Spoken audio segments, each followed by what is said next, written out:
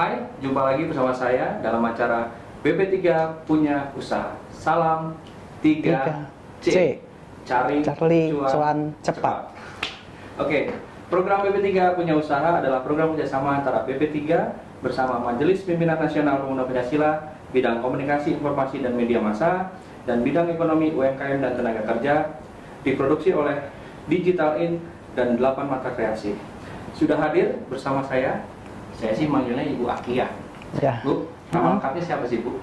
Nama saya sebenarnya Irene Margareta Fuikian. Oke. Ya. Ibu Akian ini adalah anggota member di Badan Pengusaha Pemuda Pancasila. PT-nya namanya Karunia Esa. Bergerak di bidang apa sih, Bu? Boleh jelasin? Kita lebih geraknya di mechanical, electrical, plumbing. Lebih ke instalasi listrik, ya lebih ke utility lah ya. Terus yang dikerjakan sampai saat ini, Bu, sudah mendapatkan proyek di mananya? Karena saya dengar nih nama Ibu Akian tuh dulu bergabung dengan perusahaan yang sangat besar sekali di bidang properti. Benar, Bu? Ya, dulu ya. Sekarang kami ada beberapa proyek yang lagi jalan dan juga lagi tender sih, gitu. Memang tahun lalu untuk proyek untuk pembangunan itu memang banyak yang lockdown juga ya, lalu slow gitu karena memang banyak anggaran-anggaran yang dialihkan. Tapi saya percaya tahun ini mungkin udah mulai bangkit ya ekonomi Indonesia ini, lalu prasarana yang ada itu harus tetap dibangun gitu. Jadi mungkin tahun ini ya saya harap sih untuk kontraktor ini bisa naik lagi gitu berjalan. Berarti dengan masa pandemi COVID-19 ini perusahaan Ibu juga salah satu yang terdampak juga, Bu? Ya, semua kena dampak juga ya. Jadi tahun lalu tuh nggak terlalu banyak lah dibanding sebelumnya gitu. Lalu secara cash flow pun ngalamin. Kalau masih bisa bertahan udah bersyukur sekali, Pak. Oke. Jadi untuk mengatasi kondisi saat pandemi COVID-19, bagaimana strategi Ibu agar perusahaan tetap bertahan? Apa punya strategi khusus ataukah memang menahan dulu atau bagaimana? Ya sementara ya beberapa dari dari karyawan-karyawan yang memang yang kita kontrak harian atau apa ya Pak, kita mulai kurangin sih waktu itu.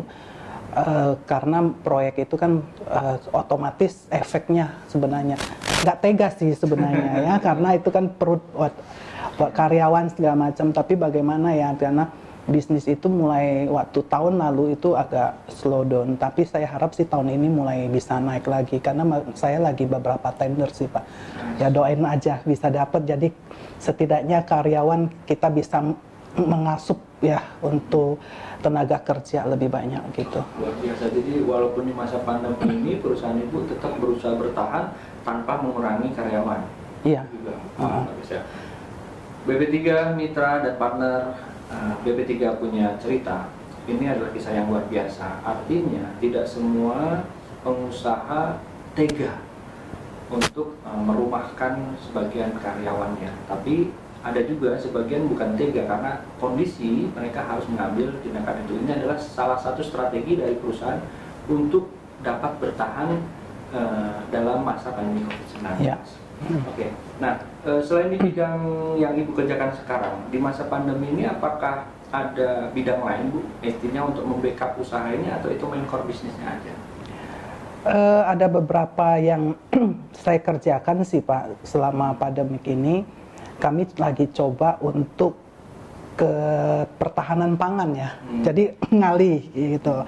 Karena kita lihat dengan situasi dan kondisi saat ini memang ketahanan pangan itu sangat penting. Gitu. Maka dulu, Bu, masih banyak pertanyaan yang saya mau ajukan, tapi sebelum kita lanjutkan, sebaiknya kita dengerin pesan-pesan dari mitra dan partner dari BP3 TV. Ya. Jangan kemana-mana, tetap saksikan BP3 Punya Usaha. Salam 3C. Cari cuan cepat.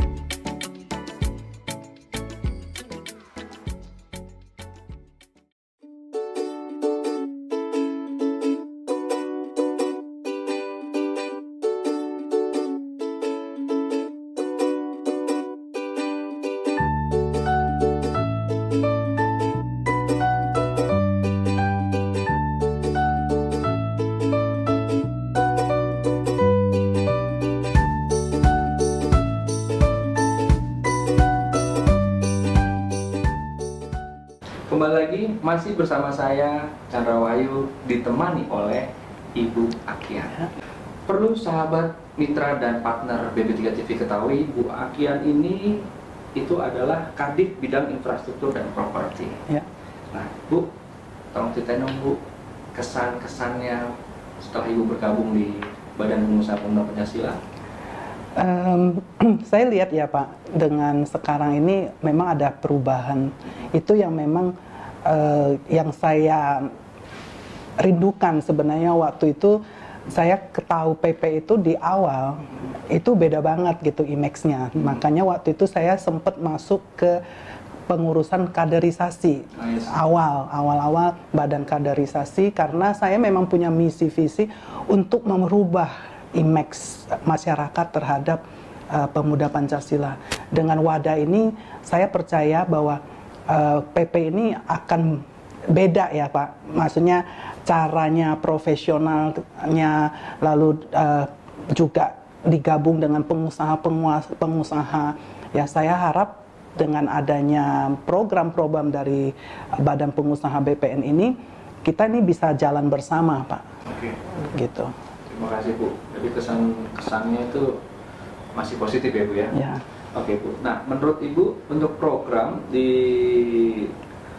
BB3 TV ini adalah salah satu tools yang dibuat oleh Badan Pengusaha untuk membantu para kadif-kadifnya dan anggota Pemuda Pancasila untuk memperkenalkan program dan kegiatannya. Iya.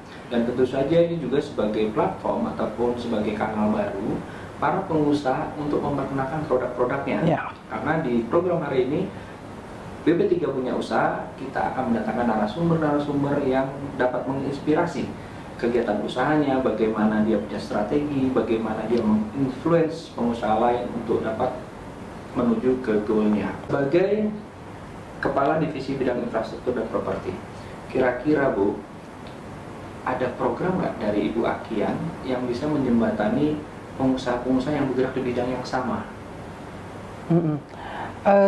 Saya rasa dengan adanya TV BP3 TV ini ya, ini satu wadah yang memang bisa kita kolaborasikan ya Pak ya, dengan beberapa pengusaha-pengusaha di bidang infrastruktur dan properti. Dan bagaimanapun properti dan infrastruktur itu kan perlu marketing ya Pak, perlu marketing. Kan kalau dibangun nggak bisa dijual juga buat apa gitu. Jadi saya percaya dengan program ini mungkin nantinya mereka akan juga mau bekerja sama untuk lakukan marketing ya Pak ya di TV-nya BP3 ini gitu. Nah Bu, untuk pertanyaan yang lebih sedikit mendalam, boleh nggak Bu Ibu ceritakan pengalaman Ibu, apakah saat Ibu menjalankan usaha itu pernah pada titik di bawah? Boleh nggak kita di-sharing bagaimana sih strateginya Ibu untuk bangkit kembali? Ya, pernah pasti Pak. Namanya pengusaha ya biasanya tetap ada waktunya titik di mana kita lagi turun. Tapi yang menjadi tips saya itu tetap tenang. Karena kalau dengan tenang kita punya kekuatan Pak. Gitu. Dan juga strategi melobi itu sangat penting.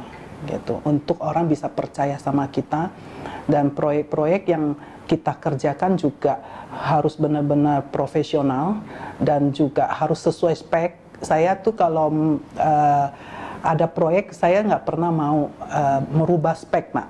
Yang udah di speknya apa ya itu yang saya jalankan gitu di lapangan.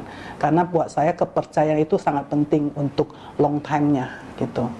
Oke, jadi kalau boleh saya kesimpulkan bahwa artinya seorang pengusaha itu harus selalu bertanggung jawab dengan apa yang dia kerjakan, sesuai dengan spek yang diberikan dan menjaga kualitasnya. Dan itulah yang membuat bertahan ya Bu. Ini sih make sense juga. Jadi kalau orang kita dikasih pekerjaan dan selalu memberikan yang good result, artinya kita akan selalu dipakai. Tapi kalau kita sekali saja mengerjakan sesuatu, hasilnya kurang baik, tidak sesuai dengan harapan yang kita pekerjaan, tentunya itu akan mempengaruhi kinerja perusahaan sendiri. Oke. Sekarang Bu, kita tahu di bisnis infrastruktur dan properti ini sangat sulit ya Bu ya, di masa pandemi COVID-19.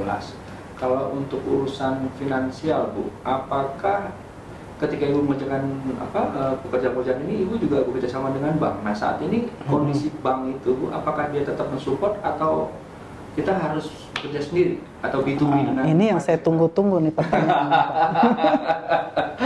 Karena memang saat-saat ini dengan pandemi begini, di bank itu juga mereka sangat selektif ya Pak ya, gitu. Dan saya lihat apa yang diprogramkan BI tentang kredit modal kerja itu yang harusnya dikasih ke pengusaha-pengusaha menengah ya, itu banyak yang ke hold kalau saya lihat ya, banyak juga. Dan saya sendiri terus terang kemarin-kemarin sempat direview ulang gitu Pak, dengan pendapatan kita semuanya, walaupun kita secara finansial untuk cicilan bunga tetap kita jalanin gitu, tapi mereka akan review. Itu yang memang harus dipertimbangkan dari pemerintah ya, untuk benar-benar bisa support. Karena ekonomi itu akan berjalan jika dari pemerintah itu ada support dari BI, dan harus dikontrol itu bank-bank, karena kan selama ini kalau saya lihat bank-bank sekarang ini mereka juga cari safety-nya gitu Pak, takut banyak yang nggak bisa kembalikan modal itu gitu. Jadi artinya program pemerintah juga diharapkan dapat membantu para pengusaha dengan program normalisasi ekonomi. Iya.